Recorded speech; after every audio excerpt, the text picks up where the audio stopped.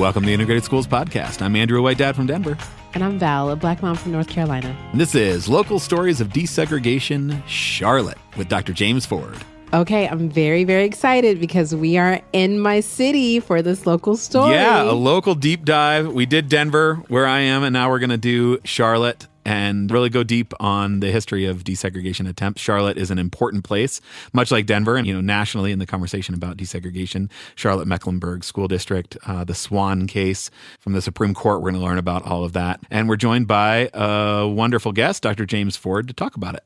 That's right. And I am a new Charlottean. And so I've always been nervous because I'm born and raised in Florida, right? But I'm very proud to call this the city and the state my home now. And I'm very glad that we have my good friend, Dr. James Ford, on here to talk about Charlotte with us today. Yes. Another one of your wonderful finds for a guest for the podcast. How did you meet Dr. Ford?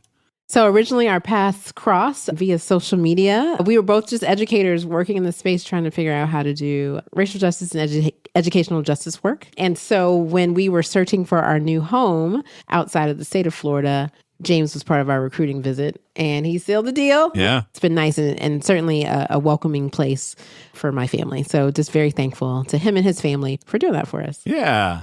In addition to being a friend of yours, also brings a wealth of expertise. He's a historian. That's right. He's a teacher. He was Teacher of the Year. He's been on the state school board. He's been really deeply connected to the Charlotte scene, even though he is also, not as new as you, but relatively new. Did not grow up in Charlotte, but came there and really got to know the history of the place. That's right. And because of his modeling, his example, and his scholarship as a historian, I've learned a lot about the city and many players involved in the desegregation of Charlotte schools and the ongoing work that is happening around racial justice and education. Yeah, you recently met one of those key figures, That's right? Right. So I was at a very special event and I had a chance to meet Mrs. Dorothy Counts.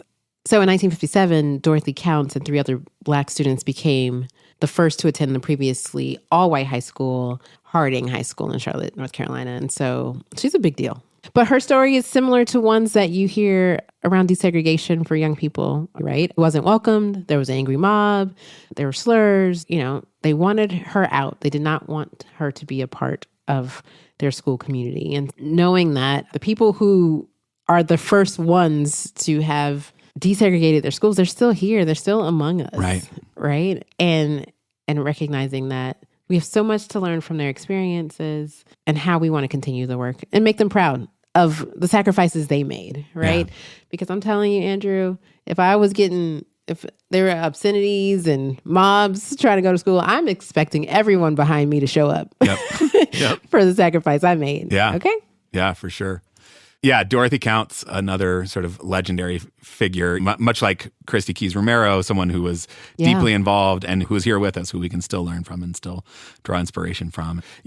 Much like going deep on Denver, I hope that going deep on Charlotte and kind of the specific people and players and ways that things played out in Charlotte, that people can see ties to their own cities. I mean, obviously listeners in Charlotte will feel a real sense of history and connection to these stories, but I think it's relevant to the whole country because so many of these stories played out in similar ways. If folks are interested in more of the local story in Charlotte, there's a great timeline recently put out by the Dudley Flood Center for Educational Equity and Opportunity. I found fascinating, a great insight into the story in Charlotte and also in North Carolina as a whole. So we'll put a link to that in the show notes. Yeah. I think you and I both deeply value historians, generally because we see the importance of knowing our history and both knowing like the struggles we've overcome, the steps that people have taken together to make the world a better place. And so definitely check that out. Yeah.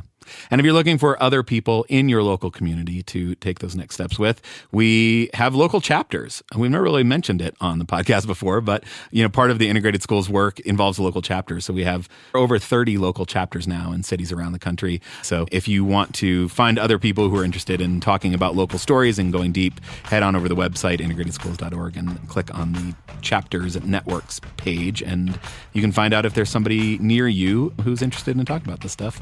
And if not, maybe you want to be the network or chapter leader in your city.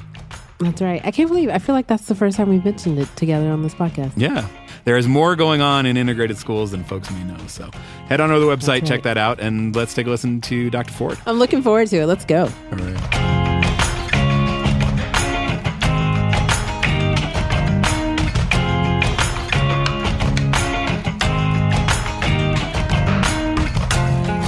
I'm James E. Ford, the Executive Director of the Center for Racial Equity in Education. I'm an educator by heart, former K-12 high school history teacher, former North Carolina Teacher of the Year, former State Board of Education member.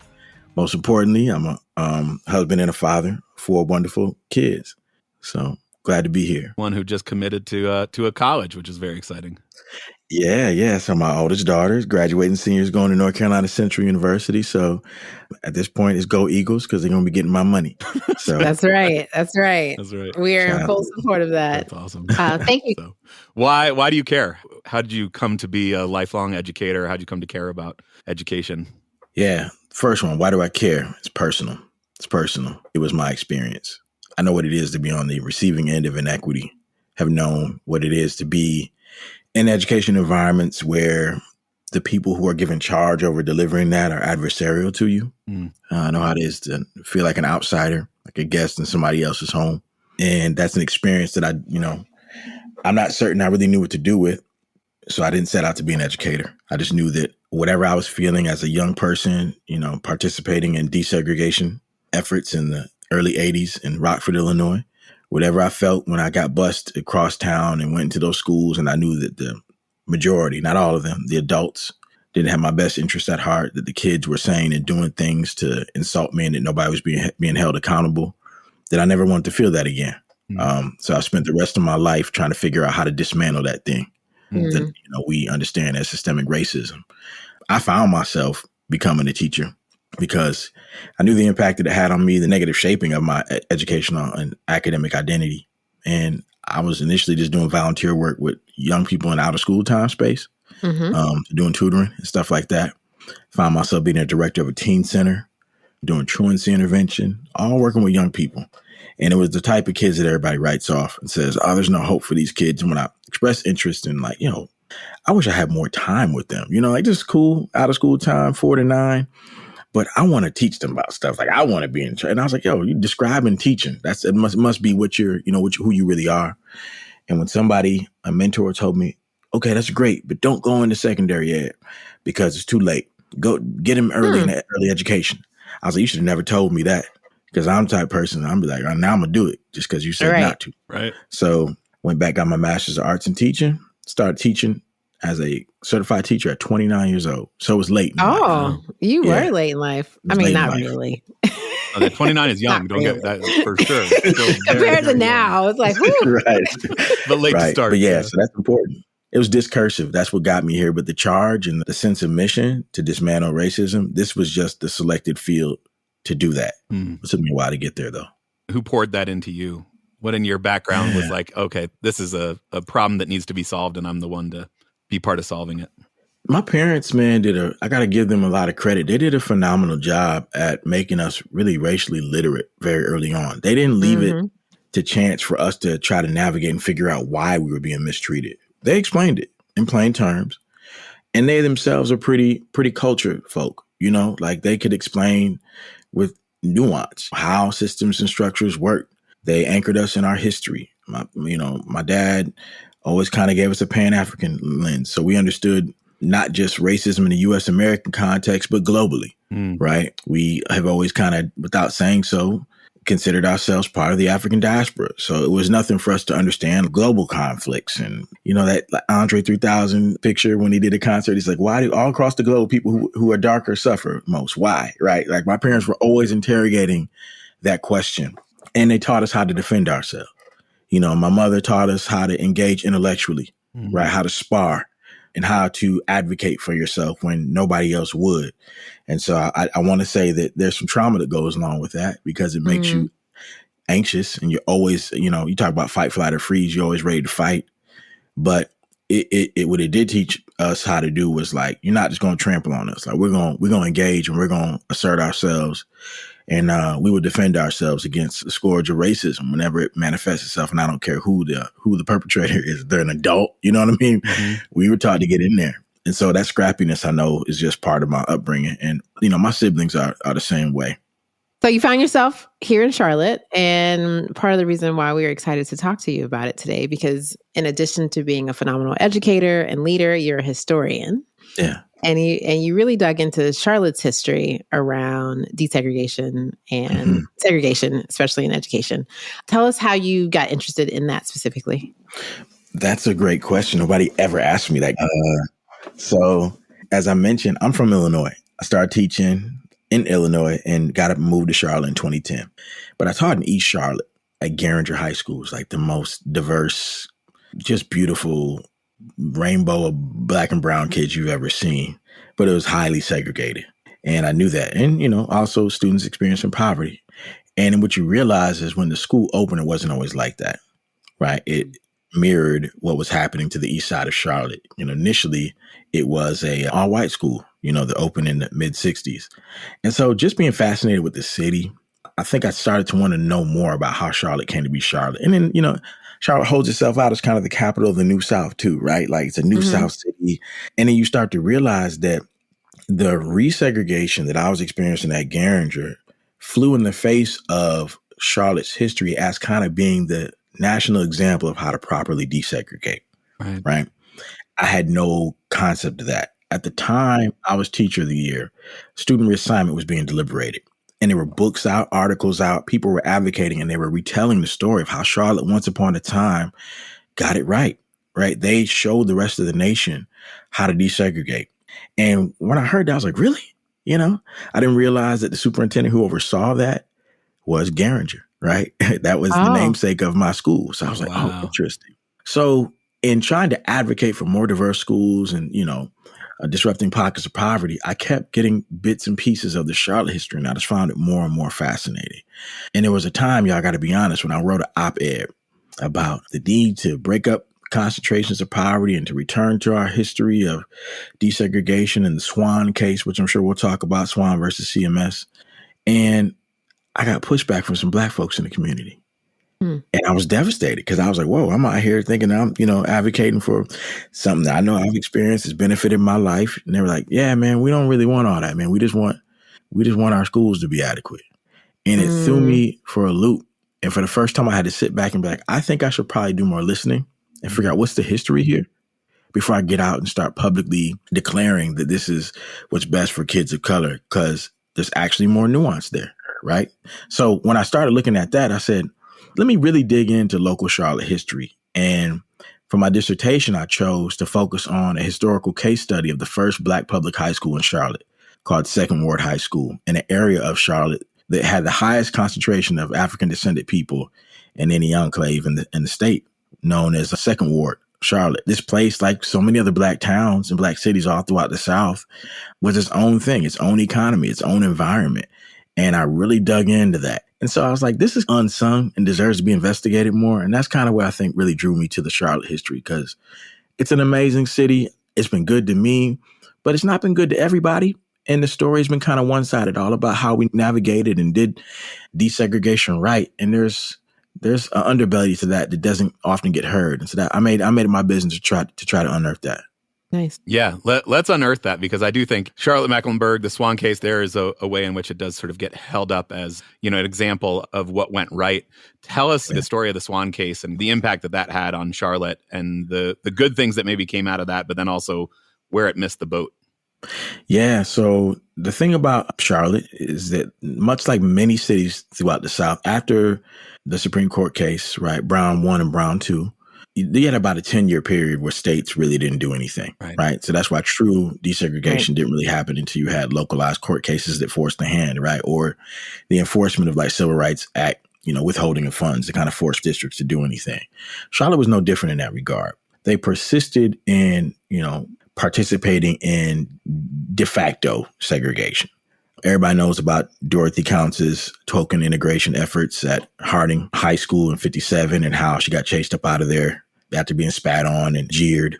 So about 1964, 1965, Darius Swann, who was a missionary in the Presbyterian Church, had just returned from being over in India and had been experiencing, a much more cosmopolitan experience. He wasn't seeing the sort of Jim Crow state mandated and legislated segregation was existing here. So he came back with a much more global orientation. And so when moving back to Charlotte, he wanted his child to attend the local elementary school, which just so happened to be a majority white elementary school. And instead, the powers that be said essentially, yeah, no, your kid can't go here. We'll assign him to this majority black school. And the Swans talk about how, they just weren't willing to accept it. They had seen better. They had seen a different side of life and they knew that a better way was possible. So they decided, along with other families, to engage in litigation, right? To fight that. Because again, everybody was defying Brown to begin with. Right. And so I think it was high time to start enacting some sort of justice when it came to desegregation. And so that case was tried and heard, and initially it lost and it was appealed in the Fourth Circuit Court. And it was tried by a young lawyer who went to North Carolina Central. Nice. Who was a luminary in the NAACP Legal Defense Fund named Julius Chambers. Also a brother of Alpha Phi Fraternity Incorporated, but that's beside the point. Right. We see you. But much to the surprise of many, he litigated and tried that case in such a way that he really tried to show numerically how this was disadvantaging students of color, this scourge of segregation, and ended up persuading a relatively conservative judge for that time to overturn this, right? And to say, you know what, this is wrong, right? This is not in keeping with the spirit of the law, and these schools need to desegregate. And you have to understand that this was a surprise to folk, right? And this is like in 1969. Right. I think most folk had just assumed that, we've been able to drag our feet and engage in all sorts of stall tactics. I mean, it's 15 years after the Supreme Court says, in theory, separate is inherently unequal. So it's been 15 full years. So why would people think it's not going to change now? It's been 15 years where why would anything change? Absolutely. I mean, I think folk had gotten comfortable. So when he does hand this down, Charlotte kind of panics. And the story of Second Ward is related because in 1969, when this decision happens, not long after that, Charlotte-Mecklenburg School Board closes all the black schools, beginning with Second Ward, which was, again, most communities have a really luminary black school as part of that community. To close Second Ward, to do that, right, with the stellar level of education that was being offered in the face of segregation, to do that blatantly was the ultimate disrespect. And it would happen purely because they really didn't want white students from Irish Park have to go to Second Ward. Right. So that's significant. The Swan case ends up being appealed and going to the Supreme Court, where it's upheld. And furthermore, the remedy of busing is introduced as a way to desegregate. Right.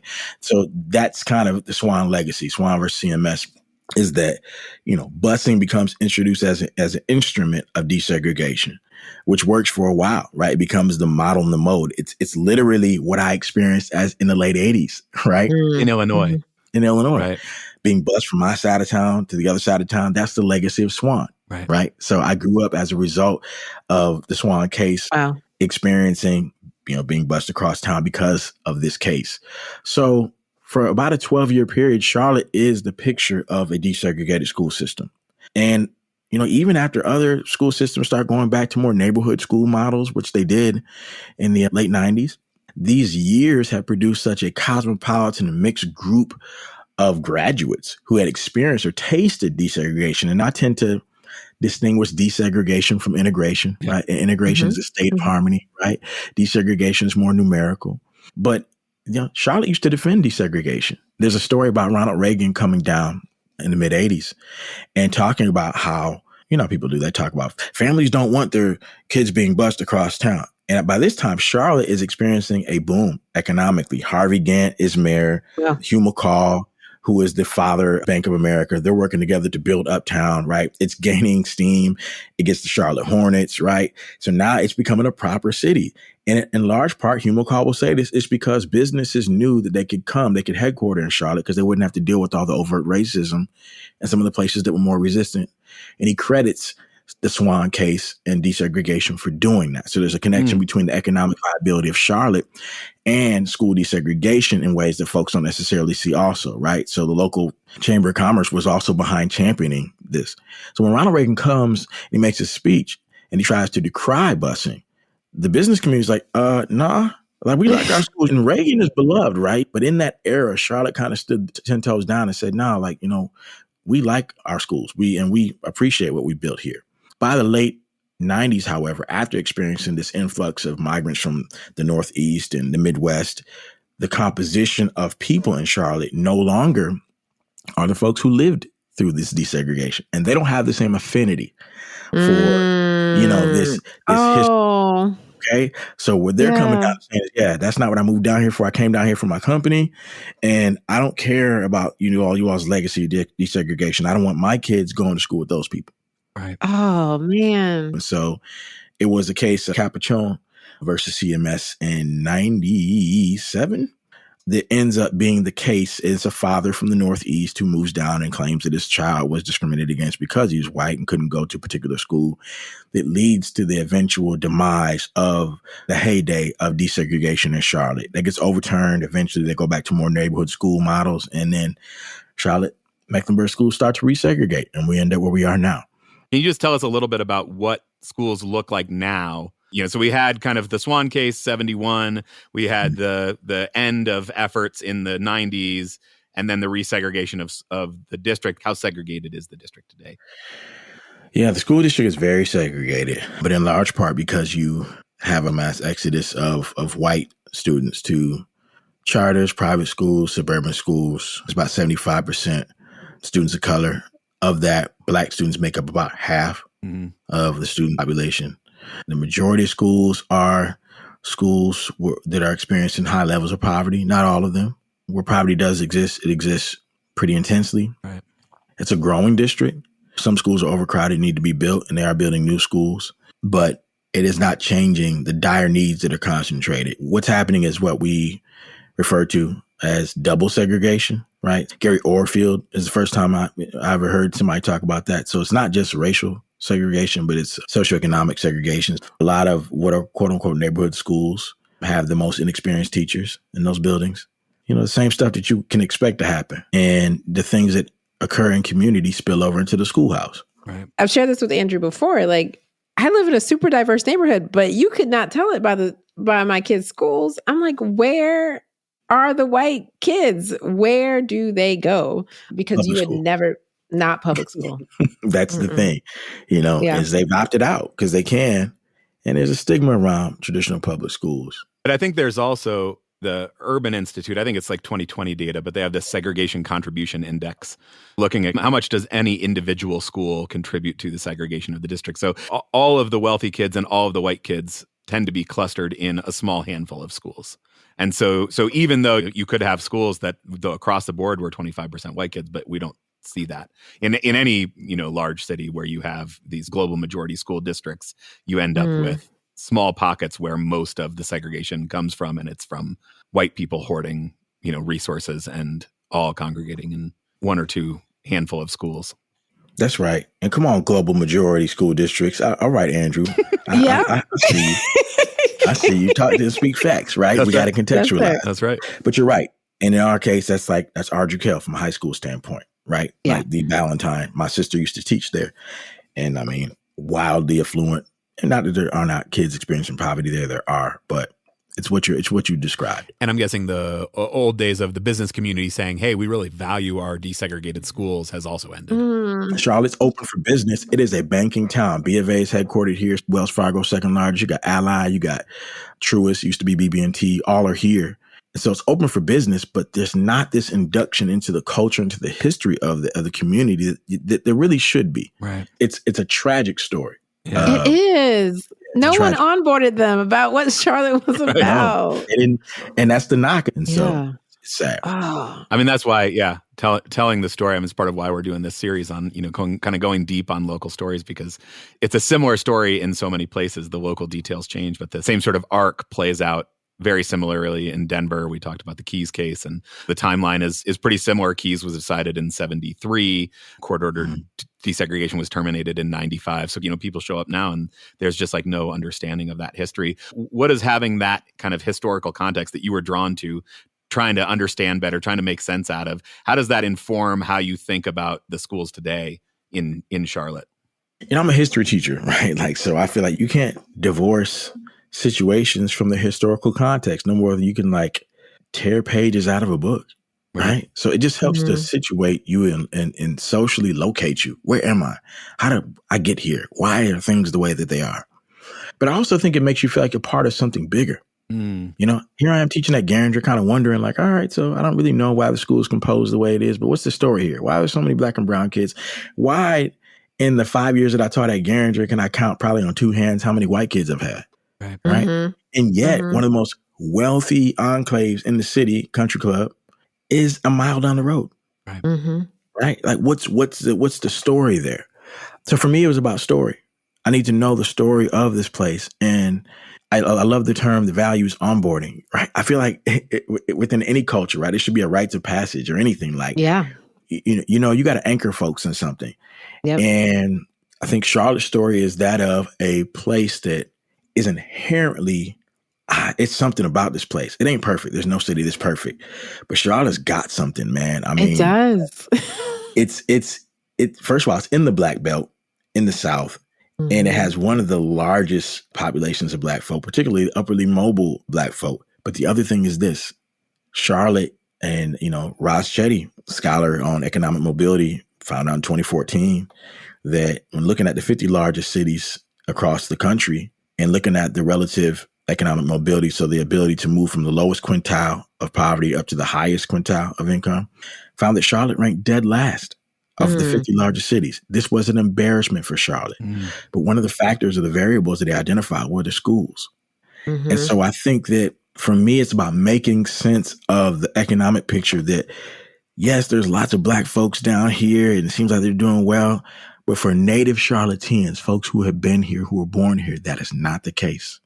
Most of the Black folks you see, self-included, are immigrants. We came in. But for folks who are from the soil, right, who've been here for generations, native Charlotteans, they haven't experienced the growth. I'm curious about what you think our responsibilities as migrants to Charlotte are to our native Charlotteans who might not have the same experiences that you and I have. I think our responsibility, and I think you do this quite naturally, as do I, is to get involved in community and to literally go find the folks who are from here.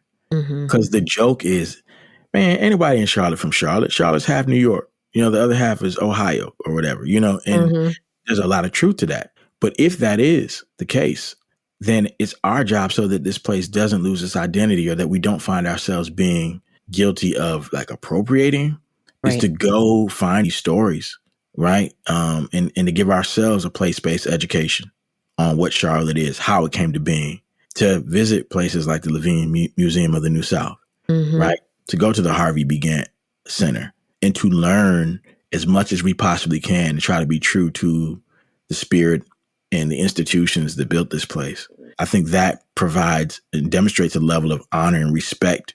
And I think it changes us. It makes us more aware of how we move, right? I think that's our responsibility.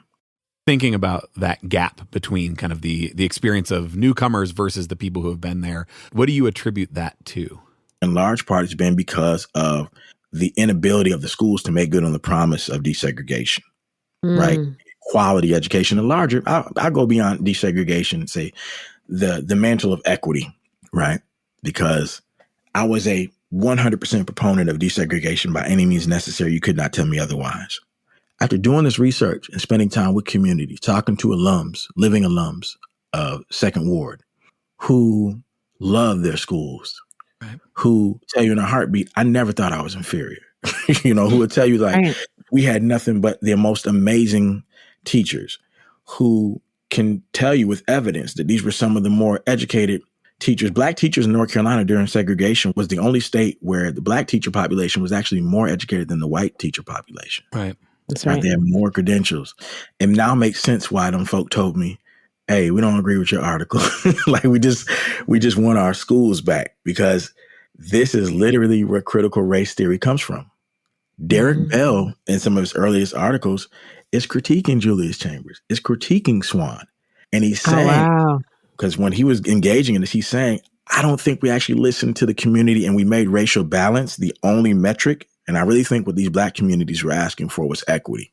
What I'm saying is we kind of took our eye off the ball a little bit. And here we find ourselves again.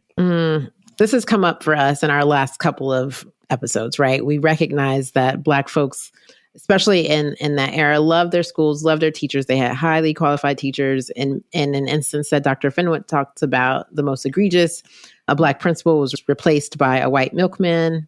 So egregious things happened. And yet I heard you say, like, you were all in with desegregation. So now that you've talked to communities and you have your previous feelings, where are you sitting now? We understand this to be a nuanced conversation. Yeah. Where are you sitting?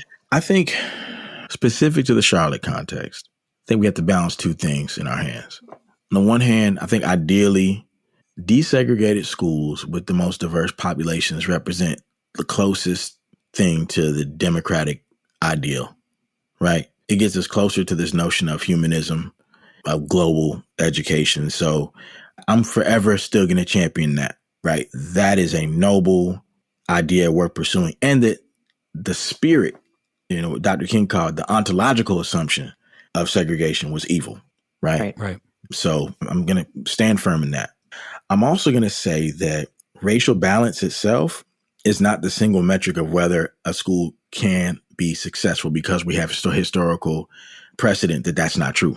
Right. So in the event where that's not achievable, our mission then becomes, how can we make these schools the best they possibly can be? And the premise that because there are not white people present is one I inherently disagree with. And I think it's work avoidance and it's an excuse.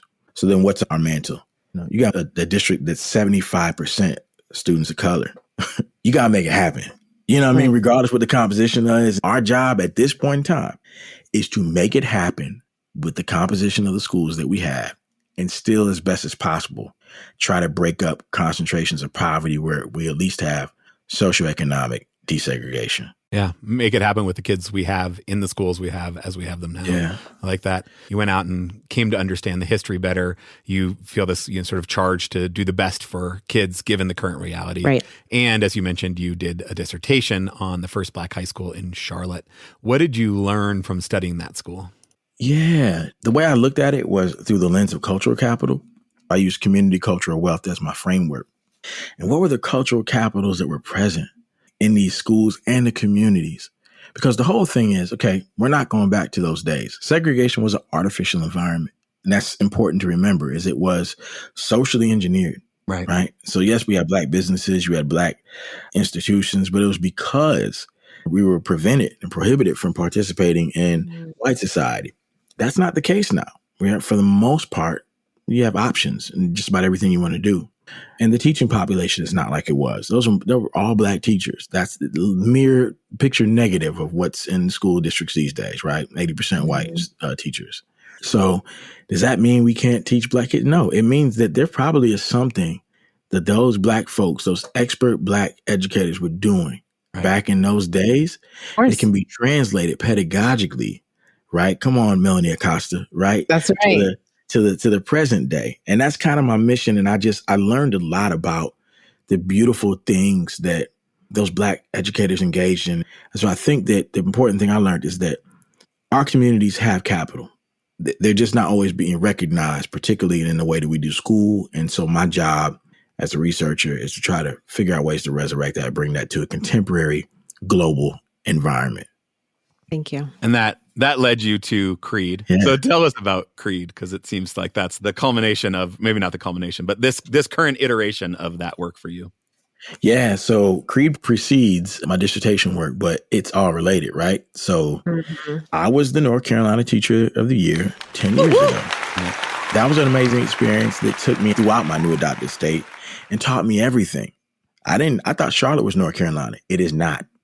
You get outside Mecklenburg County, 30 minutes, you're at the Anson County, you out in North Carolina. I was in the mountains, I was out on the coast, I was in the sand hills.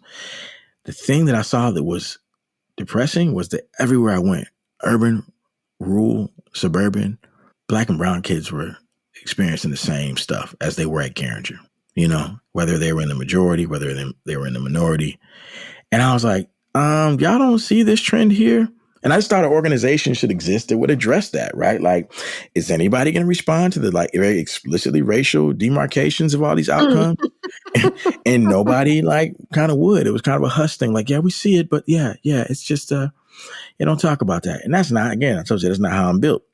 So after that year, and I knew I wasn't going back to the classroom, I really wanted to focus on understanding race at the statewide level and doing it through the lens of education.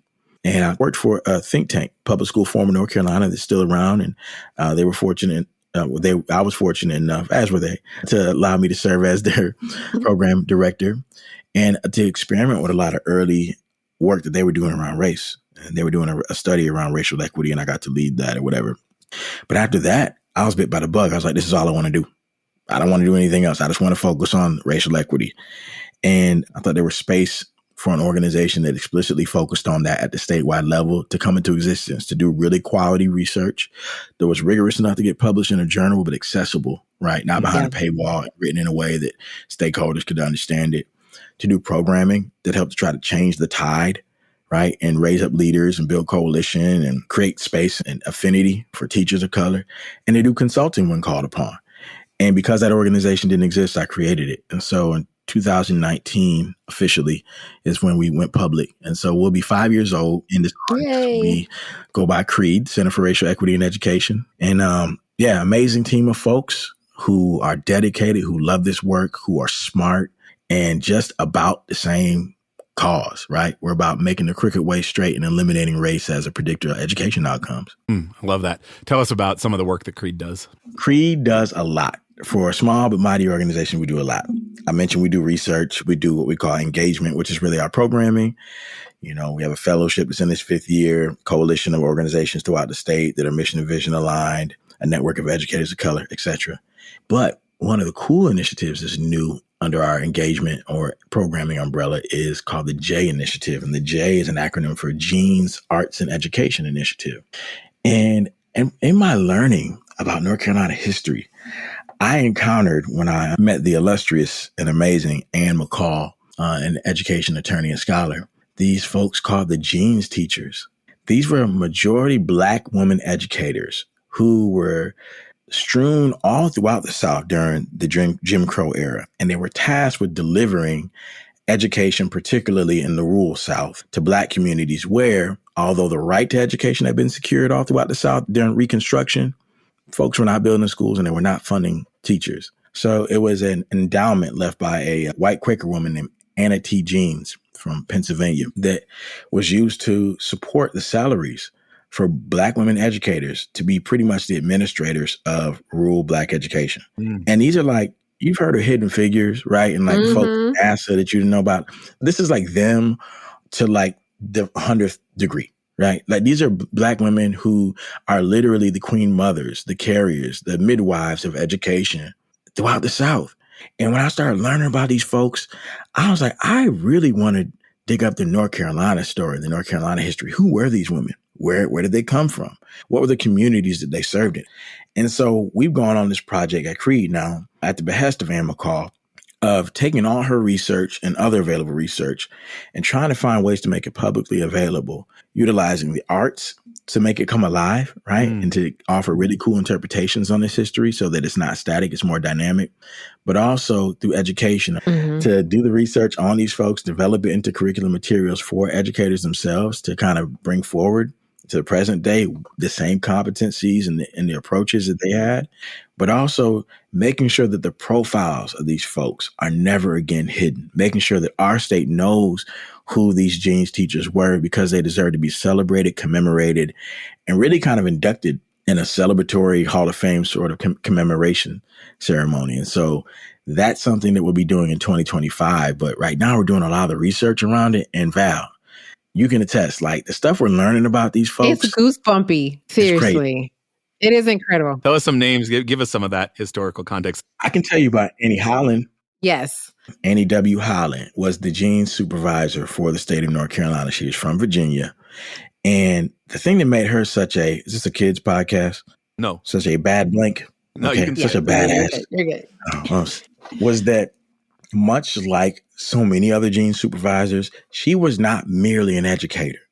The best way to look at these women is through the modern language of like community organizer. Yes, every single one. She was not just over the state and the administration and having to negotiate with NCDPI, the North Carolina Department of Public Instruction, and particularly the Division of Negro Education, DNI, but also managing and being subversive, right? And delivering what was really quality education in ways that the white power structure at the time certainly had no intention on Black kids receiving, while at the same time interacting with the state apparatus and the Jeans Fund. And she also was the founder of the equivalent of the Black PTA in the state. So she was not only that, she was raising funds for health-related initiatives in the community, raising funds for the building of schools, the Rosenwald School. So we have just gotten a historical marker approved for her in Gates County, where she served at. And so in 2025, we're going to be having a community event where we unveil it and we celebrate her, as well as the other class of Jeans teachers. But Annie Wealthy Holland is a luminary in the state of North Carolina and deserves to be commemorated. So I'm really happy that her history and her legacy is going to be a part of that with the historical marker installation. So yeah, that's just one. There's several others. Yeah. That history, I mean, you're a history teacher. You're clearly like, history is in your blood. It's important, but it feels you can like tell it, right? It's just yeah. And I think, to go back to Vanessa Settle Walker, she talks about the 3 A's, advocacy, access, and aspiration. That was what Black teachers were fighting for in desegregation, and they kind of got access and the rest of it was sort of destroyed. But why is it worth telling the story of these Jeans teachers for today? First of all, Queen Mother Settle Walker is responsible for, the work that I engage in, right? It was her work that kind of transfixed me. So I think that's the point. I think that when you unearth and when you shine a light on these folks, there's an energy, their spirit and their contribution is still alive. And what happens when you breathe that in, when you take that in, is it animates people, right? Because it anchors you in something larger than yourself. And then you feel a sense of duty. You feel compelled to advance the ball forward. And I'll capture it in a story. You have me here, right? This Black kid from Northern Illinois who went through desegregation, was a struggling student, ended up getting his PhD and becoming North Carolina Teacher of the Year. My grandmother is from rural Arkansas, right? She was a sharecropper. But what's interesting about her is that she got her high school education. And doing research, I found an article about the Jeans teacher in her county. She went to that Jeans teacher school and she worked for her. Wow. So I'm literally the living progeny of the work of the Jeans teachers. Oh my gosh. It's like when I found that article, I said, oh, wow. So you mean that I come from someone who was a recipient of the education provided by the Jeans teachers? This is ancestral work. And when you discover that, I think anybody with a beating heart feels a need to spread those seeds so that they can take bloom. That's really our job. Somebody else maybe waters it and, cultivates, breaks up the ground or whatever, but it has its own spirit and energy. And I think that's why this is so important. I think about the, Anna T. Jeans, white Quaker. Think about the Rosenwald schools. There's been this role for white people to play. You talk about kind of the ancestral tradition in history that you tap into that animates you. A lot of white folks don't have that because you don't have to go back too far to find problematic ancestors. This is maybe not the conversation for the two of you to really have. This is white people work. But how do you think about what stories we should tell? Who should get elevated? I think we've spent obviously far too long centering white folks in the story of history. But where are there stories that are worth telling that white folks can tap into some of that spirit of animation? Real quick before you answer, Andrew, do you feel like you can't connect to that story as a white person? Does it not feel like you can tap into that activism spirit? That's a good question. It feels like white folks coming to racial justice work newly now feel like we have to create from whole cloth a new way to be white people, that we don't have role models to look up to. And it's hard to hold up role models of white folks because we tend to lionize white folks. And I think there's a white person tendency to want the checklist. JPP Gerald talks about checklists and merit badges. Tell me the 4 steps to being a good white person. And so we have to I have been asked that. Right. So we have to push back on that. But also the abolitionist movement was full of incredible white people. And, I don't know anything about Anna T. Jeans until today, but it sounds like this is an incredible white person. There's like a tradition and a history of white people being on the right side of history, of engaging in this work, that it feels important to try to sort of hold up as an example, as a way to say we don't have to come up with something entirely new from scratch as a way to think about our role as white people. Thinking about James's journey through his history, like, what is the journey white people should take to be inspired in this way? Because I do think white folks have to take their own journeys in this work. James, please jump in. Yeah, I think that's a fair question. I'm literally processing it. I'm thinking about what I would do if I was white. And it should be stated that I'm anti-racist, pro-equity, pan-Africanist, you know what I mean? But I'm a democratic humanist. And so I do think that when you talk about white supremacy or anti-blackness or racism, it really is anchored in the tendencies and flaws of shared humanity, right? So in this case, it's race, and in another place, it's, it's gender or sexuality, but it's the tendency of humanity to find reasons to subordinate and mistreat other folks to make themselves feel better. So whereas I'm not white, I may find myself, and I do, in another group membership where I need to do some self-reflection. What I would do if I were white is I would do my own self-study. I would be clamoring for positive ancestral, we use that loosely, ideological examples of folks who look like me who were engaging in the sort of work that I desire to be a part of. I'd be looking high and low because we know they're out there.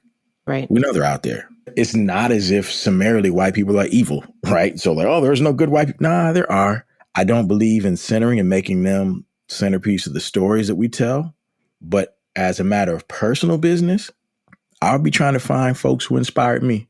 Gary Howard talked about positive white identity formation. I think a lot of what we lack is, white folk don't have anything to replace that negative white identity, because whiteness is so predicated on domination that if you don't have anything to replace it with, that's also a problem. Bell Hooks talk about that same thing with men. When you get rid of misogyny, when you get rid of patriarchy, and you're not giving men something to replace that with, or if men aren't finding for themselves, let's say that, they got their own agency, something to replace that with, then they are going to be kind of meandering and may revert back to where they came from. Same thing with white folks. Yeah. I mean, I do think one of the insidious ways that white supremacy replicates itself is by erasing those stories, is by consolidating white people into one homogenous group, by forcing the relinquishing of past ties to individual cultures. The Irish come, they want to be white. You sort of have to release some of your ties to being Irish. The Italians, the Jews, there's this sort of process of separation from other identities in order to hold on to the identity of whiteness. And whiteness in and of itself, only exists to be counter to blackness or brownness or Asianness or something else, right? Like it exists in order to replicate this, that Heather McGhee talks about, the hierarchy of human value, that its sole purpose is for that. And so the less ties you have to something other than white, the harder it is to hold on. And I think you're right. Yeah. Then you're sort of floundering without what is this other thing that I hold on to? And I think to me, it's humanism. To me, it's collectivism. To me, it is the fact that we are all human, and that there is some value in kind of, collective liberation in all of us being free. But I think that, whiteness is designed, I think, to get in the way of that. Oh, yeah. There's tons of really solid white folk who have engaged in ways large and small to contribute to dismantling this thing that we know as racism and white supremacy. And Anna T. Jeans, if she inspires one, find other folk like that and make it your life's work to engage in small contributions, in ways of adopting as part of your own personality. Because, there's abundant examples of the worst sides of whiteness. Don't get me wrong. But that doesn't mean that there has to be. Everybody's human in this thing, so. It's such a insightful conversation. So much I've learned about Charlotte, about North Carolina. I think, your work is incredibly important, both for North Carolina, for Charlotte, but also for the country as a whole, holding up these stories, telling these stories, tapping into our history so we can, as we always say here, know better and do better. Really grateful for you coming on and for sharing. Thanks for giving me the space and opportunity and having such candid conversation. We need more of this, so thank you. Thank you, Dr. Ford. Thank you, Dr. Brown.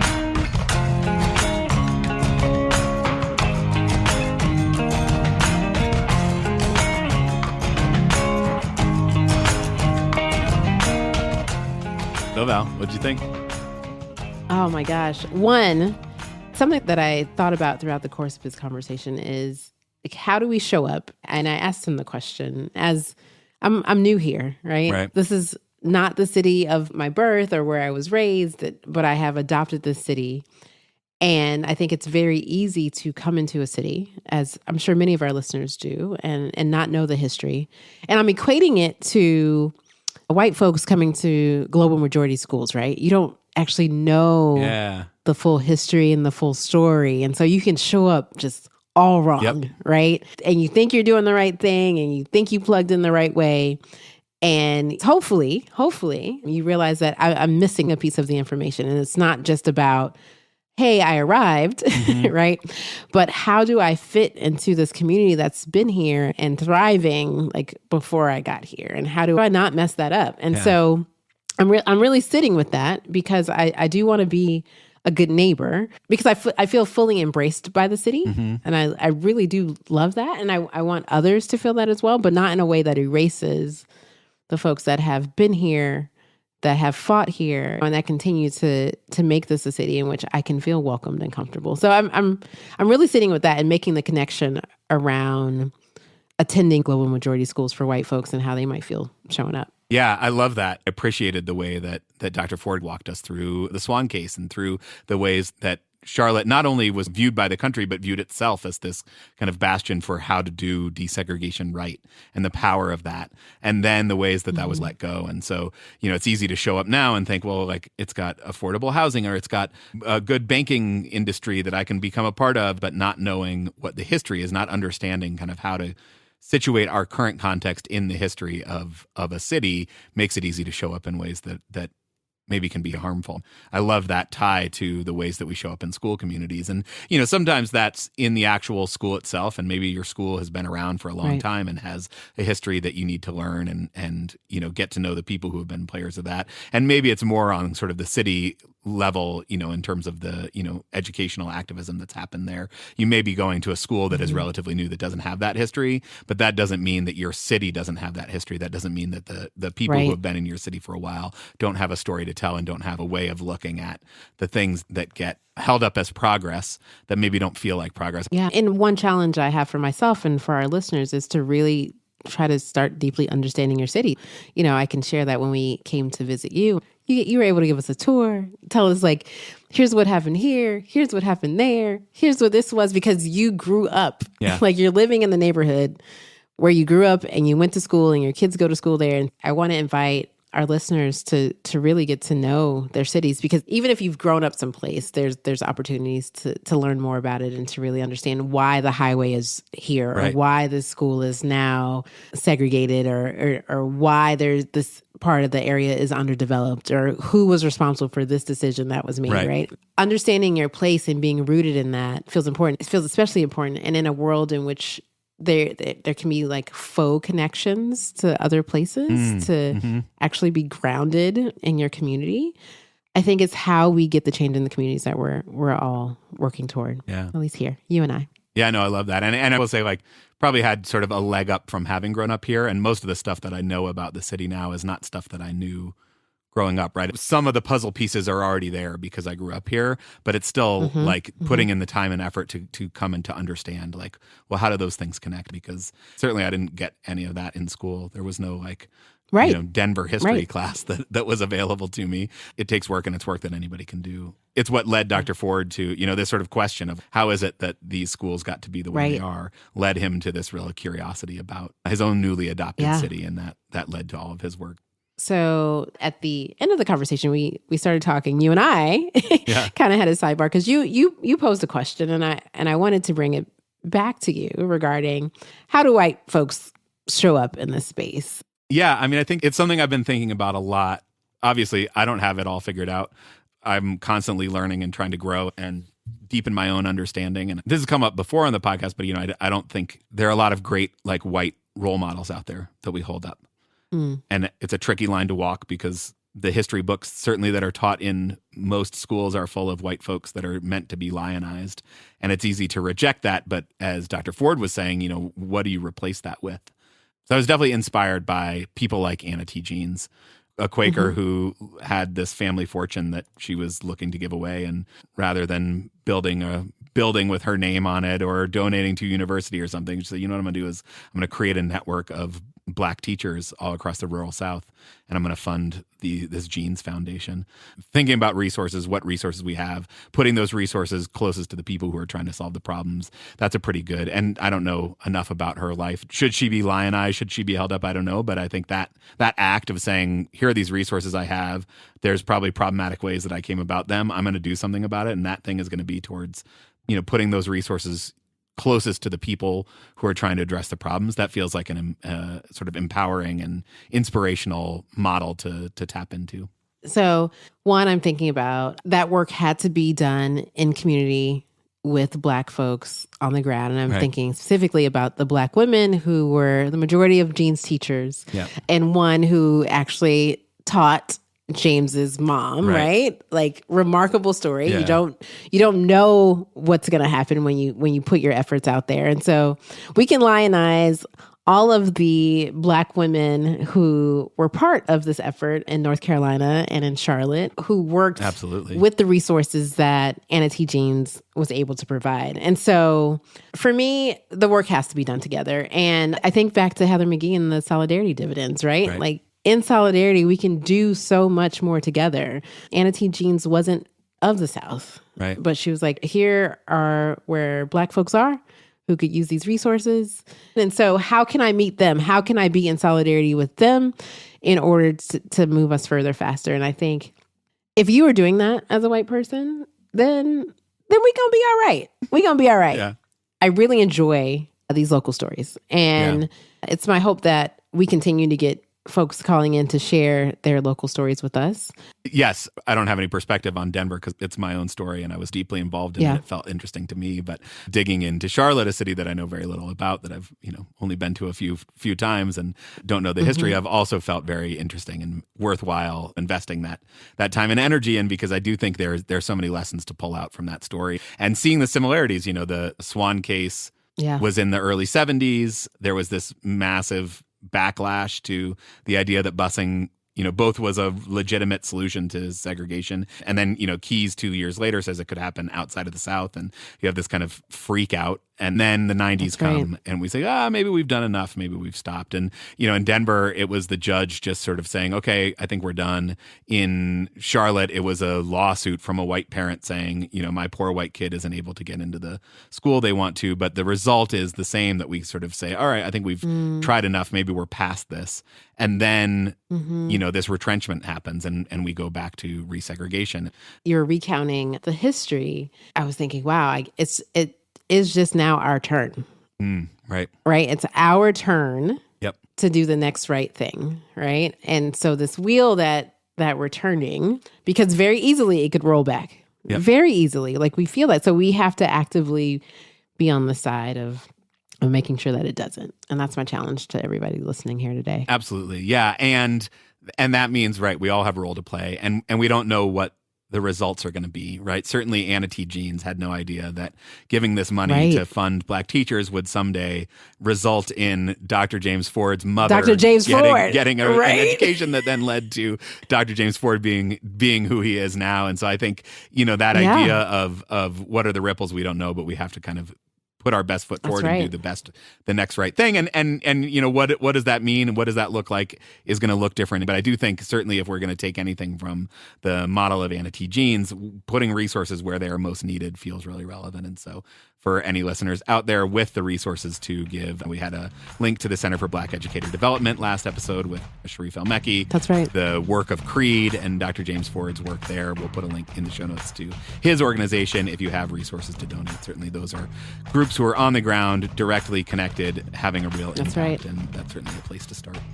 That's right. And please continue to share the podcast with others. I mean, that is one way to continue the work and have these conversations locally. I know you have some other people who are interested in what's happening around them. Join up with them as we talked about in the intro, if you are not a part of a local chapter, get plugged in, create a local chapter. It only takes 2 people. So you got this. You can totally do this. That's right. And if you, after you have done your giving to CREED and the Center for Black Educator Development and others, you want to also support this work, we would be grateful for that. Patreon.com/integrated schools, where you can support the podcast and the work we are doing here, because it is all part of the massive work that needs to be done, and we're doing our little part here, and we're grateful for your support in that. That's right.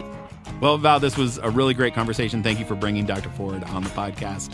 It was great to be in conversation with him, and as always, it's great to be in conversation with you as I try to know better and do better. Until next time, friend. Until next time.